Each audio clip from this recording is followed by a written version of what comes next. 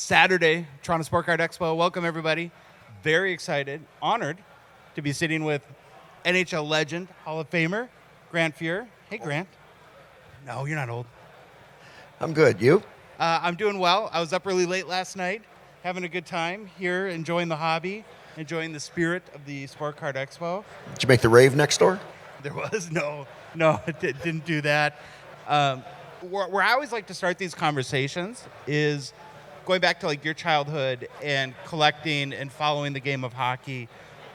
Did you collect hockey cards at all growing up, or was that on your radar at all?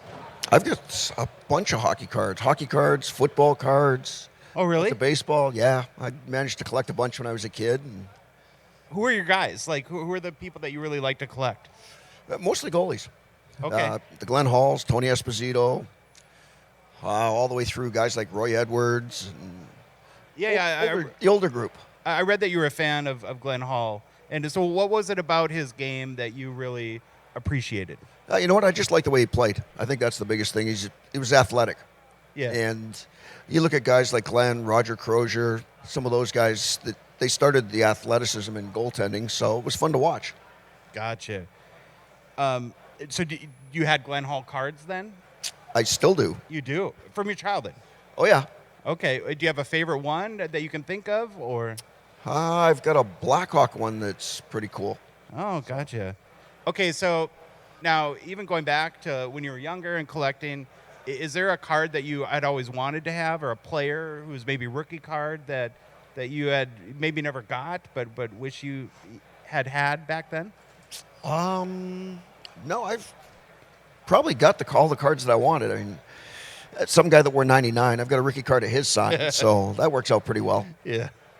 Okay, so now as your career progressed and you got more known around the sport, one of the things I'm always interested is autographs. You have a beautiful autograph, and I really commend you for that. And I imagine you've signed it a few times. We're getting used to signing it. In your life, but is that something that you practiced when you were younger? Like, I'll admit I did. I never made it to the NHL, but just kind of dreaming about maybe one day if I were to sign my autograph for someone. So how did that come about, or was it just you just signed your name? You know what? It's kind of evolved over the years.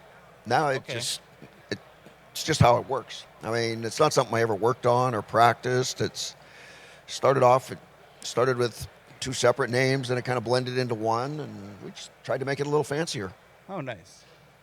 So when you, as a collector then, when your rookie card came out, do you remember seeing it for the first time, seeing a Grant Fuhr hockey card? You know what? To be honest, no. Okay. So I've seen a lot of them in the last few years, I'm sure. but at playing, you never really worry about it. You just play. Yeah. Was there, now beyond hockey cards, like a memorabilia question, as you were playing throughout your career, did it occur to you maybe at like significant moments or milestones that, oh, maybe I should take this piece of equipment and tuck it away just as a remembrance of, hitting that milestone or a big game or something like that? You know what? I was never really big into collecting that. I think that's the biggest thing I've collected other people's stuff, but never really collected a whole lot of my own. Okay. Now, is there any piece of memorabilia that you have that you just love or is really significant to you? Let's see. I've got a jersey of Wayne's. I've got Michael Jordan jersey. I've got Charles Barkley. So it's just friends. Okay. All right, I got to go back to your rookie card for a second. So I'm going to give you a little Grant Fuhr rookie card trivia here for a second. So I got my notes here. PSA right there, the leading card grading or authenticator and grader. They've graded your rookie card, your OPG rookie card, 2,545 times. That's how many times that card's been graded. How many times or how many perfect Gem Mint 10 grades do you think exist of your rookie card? So it's multiple choice. 47, 101, or 415? All or more than I would think there were. So we'll go with 47. It's actually 101. So there's 101 Gem Mint 10 Grant Fuhr rookie cards. That's kind of cool. Okay. It's not a lot. It's pretty rare. It's definitely not a lot. So, yeah, it is kind of cool. Yeah. I always wonder, playing in the early 80s, into the 90s, when you come now as 2024 to an event like this, and you see sort of the fan involvement, engagement, appreciation for the sport of hockey, just not just for your individual contributions to the game, but for the sport as a whole. Could you have ever imagined that the sport would even have gotten to this point, or like a collecting experience like the Sport Card Expo? You know what? The sport's always been growing. So the audience was going to grow, but the collecting business, I mean, when we first started, it's something you never really thought of. And it's just grown immensely over the years.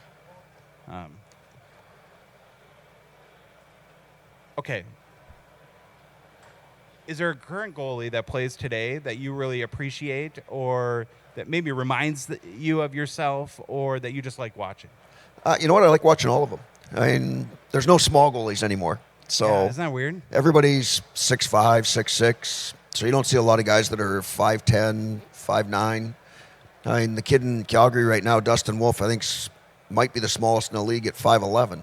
So it's a little different than when I played. Have you seen how he like jumps up to get hyped up before the game in his full pads, and how high he gets off the ground? Oh, no, we get a chance to see a lot of them.